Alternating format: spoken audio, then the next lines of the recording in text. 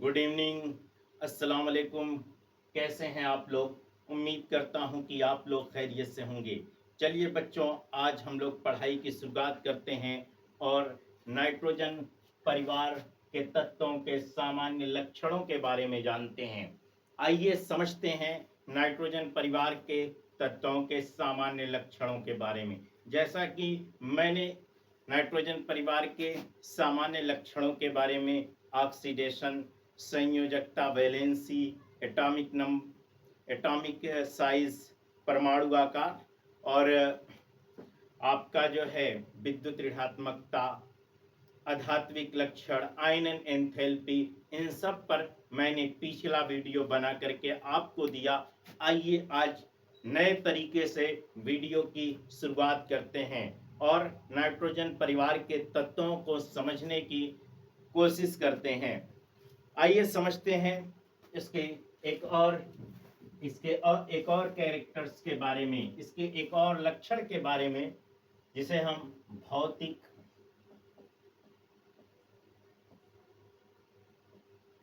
अवस्था भौतिक अवस्था इसकी भौतिक अवस्था के बारे में, फिजिकल स्टेट के बारे में हम लोग बात करेंगे। साधारण अवस्था में नाइट्रोजन गैस है और फास्फोरस ठोस है।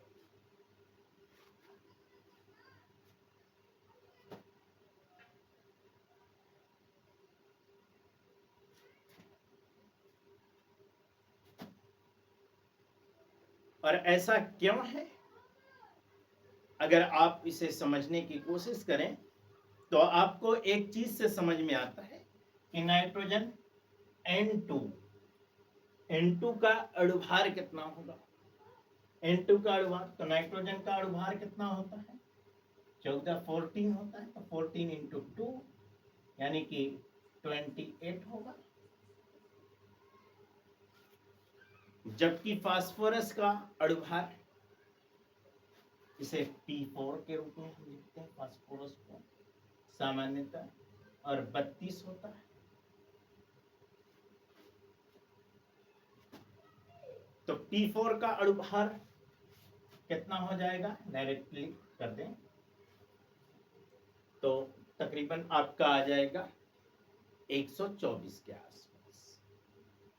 तो 124 जो है ये काफी बड़ा है। देखिए 124 काफी बड़ा है।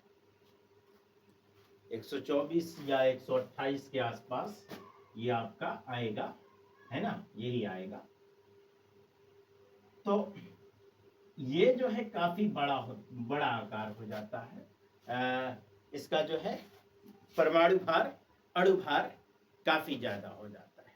और जिसका अणु भार उच्च होता है वो ज्यादा एलिमेंट वो ठोस ही होते हैं। तो इसलिए फास्फोरस ठोस है और वर्ग के अन्य सभी सदस्य भी इसी तरह से ठोस हैं। तो नाइट्रोजन परिवार में सिर्फ नाइट्रोजन ही एक ऐसा है जो गैस है। बाकी के सब क्या है? सॉलिड है। बड़े मजबूत आदमी है भाई।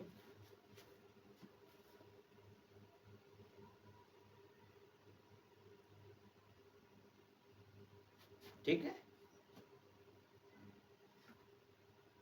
अब हम अगर इनके बारे में बात करें, इनके गुणों के बारे में बात करें, तो नाइट्रोजन का जो है, नाइट्रोजन का जो तत्व है N2, इसका गलनांक होता है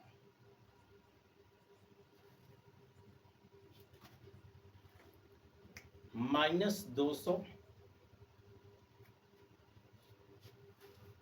-210। कितना होता है? इसका गलनांक होता है -210°C, वो भी 36 एटमॉस्फेरिक प्रेशर पर। किस पर? 36 एटमॉस्फेरिक प्रेशर पर। जबकि इसका क्वथनांक -196 होता है। जबकि फास्फोरस का T4 का जो गलनांक है वो 44 अंश सेल्सियस होता है, जबकि इसकी बॉइलिंग पॉइंट 287 अंश सेल्सियस होती है। कितना होती है? 287 अंश सेल्सियस। इसी तरह से अगर हम बात करें आर्सेनिक की, तो आर्सेनिक का टेम्परेचर जो है, गलनांक जो है, वो होता है काफी ज्यादा। कितना होता है? 817 होता है, और ये भी 36 एटमॉस्फेरिक प्रेशर पर होता है। ऐसा कब होता है? जब टेम्परेचर 36 एटमॉस्फेरिक प्रेशर हो और इसकी बॉइलिंग पॉइंट होती है 616 अंश सेल्सियस।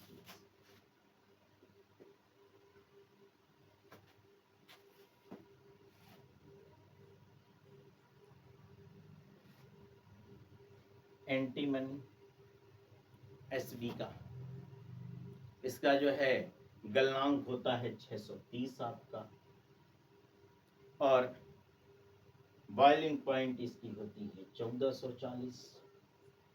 नोट करते जाइए आप लोग। बिस्मित का गलनांक जो है 271 डिग्री होता है, 271 अंश सेल्सियस, और क्वथनांक जो है 1420 अंश सेल्सियस होता है। ये चीजें तो आपको ये समझ में आया कि हमने इसकी भौतिक अवस्था में नाइट्रोजन का कितना होता है? 36 एटमॉस्फेरिक प्रेशर पर, 36 एटमॉस्फेरिक प्रेशर पर -210 अंश सेल्सियस इसका गलनांक होता है। ये गलनांक आपका हो गया, और ये आपका क्वथनांक, बॉइलिंग पॉइंट। ये आपकी चीजें नोट कर सकते हैं आपको, और कापी कलम लेकर के बैठिए। जब भी पढ़ने बैठिए आप कापी और कलम जरूर लेकर के बैठिए। जो भी महत्वपूर्ण चीजें आती हैं उसे नोट करिए और नोट्स बनाइए आप लोग। ये नोट्स आपके लिए बहुत फायदेमंद होंगे, बहुत बेहतर चीज है। जो भी आप अगर आप कभी भूल गए, अगर पढ़ाया हुआ, तो बार बार जो है आपको देखना न पड़े। आप एक बार जो है अपना पेज उठा करके देखेंगे, और जो चीजें एक बार आप लिखते हैं वो आपको अच्छे ढंग से आपके मस्तिष्क में, आपके जहन में वो बैठती भी है। बहरहाल, आइए अब हम लोग बात करते हैं हाइड्राइड के बारे में। हाइड्राइड क्या है? देखो बच्चों, वर्ग 15 के सभी जो तत्व है ना, एलिमेंट जो है, वो एक चीज तो प्रदर्शित करते हैं, MH3 और MH4। ये दो प्रकार के हाइड्राइड बनाते ही बनाते हैं। अगर हम नाइट्रोजन फैमिली के कोई भी एलिमेंट, एनिमल कोई भी हो, है ना, सब की बात कर रहा हूं, है ना, तो MH3 और MH4 ये चीज बनाते हैं। जैसे अगर हम नाइट्रोजन की बात करें तो NH3 और NH4 बनाते हैं। इसी तरह से फास्फोरस भी PH3, उसके बाद जो है ASH3, SbH3, सब के हाइड्राइड बनते हैं। और सब में कॉमन बात यह है कि MH3 और MH4 के हाइड्राइड बनते हैं सब में, ये बात कॉमन है। BiH3, और उसके बाद जो है आपका H4 में अगर हम जाएंगे तो आपका नाइट्रोजन अमोनियम हो गया, नाइट्रोजन का इसके बाद PH4 ASH4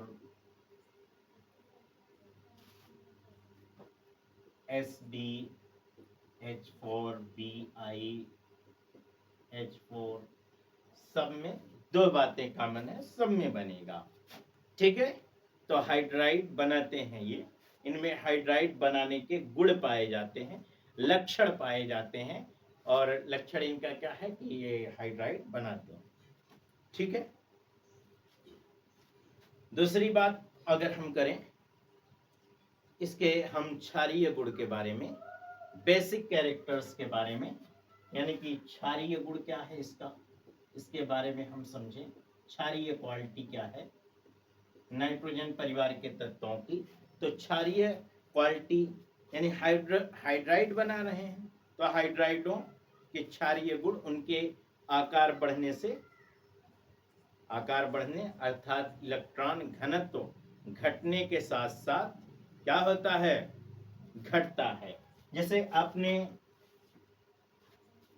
NH3, अगर हम इसको एक क्रम में लेकर के चलें तो NH3 is smaller than PH3, और PH3 ये बड़ा है और ASH3 ये छोटा है आपका, और ASH3 ये बड़ा है आपका, SBH3 आपका छोटा है। ये क्षारीय गुणों की क्वालिटी मैं बता रहा हूँ, एक क्रम में बता रहा हूँ, घटते हुए क्रम बढ़ते हुए क्रम दोनों में आप समझ लीजिए इसको, है ना। BiH3 ओके, तो ये चीजें हैं। अब है आपका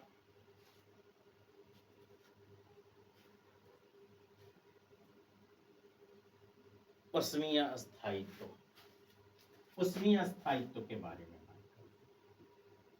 उष्मीय